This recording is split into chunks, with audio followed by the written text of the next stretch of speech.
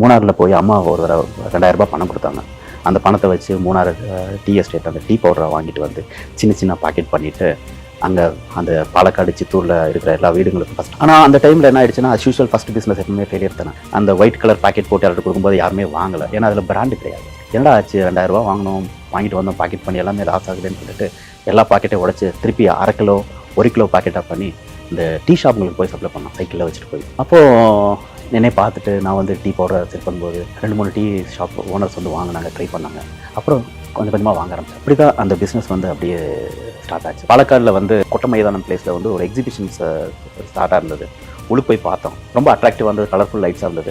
நாமளும் இதில் பார்ட்டிசிபேட் பண்ணலாமேன்னு ஒரு ஐடியா வந்தது. சரின்னு சொல்லி ஒரு ஸ்டால் எடுத்துகிட்டு சட்டை வைக்கலாம் அப்படின்னு சொல்லிட்டு நான் நேராக கொச்சிக்கு போய் அங்கே இருக்கிற ஒரு ஏரியாவில் வந்து இந்த ரெடிமேட் கார்மெண்ட்ஸ்லாம் வைப்பாங்க, அவங்கக்கிட்ட போய் கேட்டாங்க. அந்த மாதிரி அவங்க சொன்னாங்க, இது வந்து ரீட்டெயிலில் ஹோல்சேல் கிடையாது, ஹோல்சேல்னால் நீங்கள் சென்னை சிங்காரா கார்டன் போங்க, அங்கே கிடைக்கும் அப்படின்னாங்க. உடனே அங்கேருந்து ட்ரெயினை பிடிச்சி சிங்காரா கார்டன் போய் சென்னையில் போய் அங்கேருந்து சட்டைகள்லாம் வாங்கிட்டு அந்த அப்பேரல்ஸ்லாம் வாங்கிட்டு அந்த ஸ்டாலில் வச்சு எல்லாம் பின் பண்ணி சேல் பண்ணோம் ஸ்டார்டிங். அந்த பிஸ்னஸும் கொஞ்சம் டவுன் ஆகிடுச்சு, ஃபெயிலியர் ஆகிடுச்சு. அதுக்கப்புறம் அதை டிஸ்கன்டினியூ பண்ணிட்டு திருப்பி அந்த டீ பிஸ்னஸே வந்து கண்டினியூ பண்ணிட்டு இருந்தோம். அப்போ வந்து தம்பி படிச்சுட்டு இருந்தார், தம்பியும் கூப்பிட்டுட்டு நானும் தம்பியும் சேர்ந்து அந்த பிஸ்னஸ் இன்னும் கொஞ்சம் நிறைய அதை வந்து எக்ஸ்பேண்ட் பண்ணிட்டு இருந்தோம். கடைசியில் அப்புறம் வந்து ஒரு லிமிட்டுக்கு போகும்போது திருப்பி ஃபர்தராக என்ன பண்ணணுன்ற ஸ்டேஜில் வந்து பாலக்காடில் ஒரு ஹோட்டல் நடத்தலாம்னு சொல்லிட்டு ஒரு ஹோட்டலுக்கு வந்து அட்வான்ஸ் கொடுத்து டெபாசிட் கொடுத்து அந்த ஹோட்டல் ஓப்பன் பண்ணுறதுக்கு ரெடியாக மூணாரில் இருக்கிறாங்க. அவங்களும் வந்து அவ்வளோவான லோவர் மிடில் கிளாஸ் ஃபேமிலி. அம்மா வந்து ஒரு பெட்டி கடை வச்சுருக்காங்க, அங்கேயும் போக முடியாது. தம்பி வந்து படிச்சுட்டு இருக்கிறாரு, என்ன பண்ணுறதுன்னு தெரியல, ரொம்ப அழுகழுகையாக வந்தது.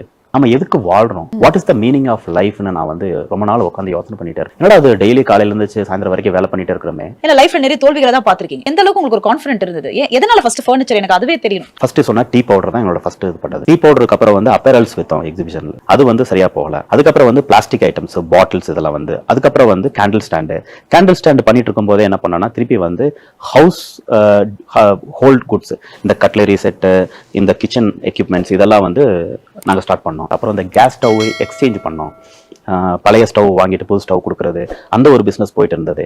அப்போ ஒரு எக்ஸிபிஷனில் போகும்போது எங்ககிட்ட வந்து ஒரு 4 கைண்ட் ஆஃப் பிஸ்னஸை வச்சு நாங்கள் ரன் பண்ணிட்டு போனோம். ஒரு எக்ஸிபிஷன்லேருந்து இன்னொரு எக்ஸிபிஷன், கண்ணூர்லேருந்து அப்புறம் காலிக்கட் போனோம், காலிக்கட்லேருந்து அப்புறம் ஒசூர் வந்தோம், ஒசூர்லேருந்து மைசூர் போனோம், மைசூர்லேருந்து பெல்லாரி வந்தோம், அப்புறம் ஹைதராபாத் போனோம். அந்த மாதிரி ஒரு சிட்டியிலே வந்து 2 மாதம் வந்து ஒரு 4 பிஸ்னஸை வந்து நாங்கள் கேங்காக போய் அட்டன் பண்ணிட்டு அப்போ பிஸ்னஸை சக்ஸஸ் பண்ணிட்டு இருந்தோம்.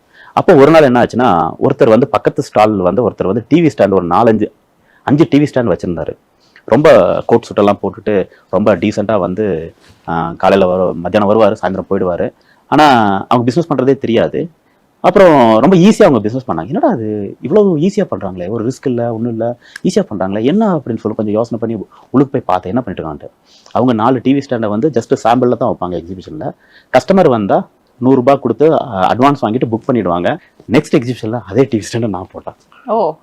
நான் போட்டு அந்த பிஸ்னஸை பண்ணும்போது அது ரொம்ப பெனிஃபிட்டாக தெரிஞ்சது. ஏன்னா ஒரு 35 ரூபா கேண்டில் ஸ்டாண்டை விற்கிறதுக்கு 10 நிமிஷம் பேசணும். அதே பெனிஃபிட் அந்த டிவி ஸ்டாண்ட் விற்கும்போது 10 நிமிஷம் பேசும்போது அதே பெனிஃபிட்ஸ் சொல்கிறேன். இங்கே எனக்கு வந்து 35 ரூபா பெனிஃபிட். அந்த டிவி ஸ்டாண்ட் விற்கும்போது எனக்கு வந்து மினிமம் 3500 ரூபாய் ஒரு டிவி ஸ்டாண்டோட காஸ்ட்டு. டைம் கரெக்டு, ஆனால் அவுட்புட் வந்து அதில் ஜாஸ்தி ஃபர்னிச்சர் ஆகும்போது. எப்போவுமே வந்து இந்த பிஸ்னஸை சேஞ்ச் பண்ணலாம்.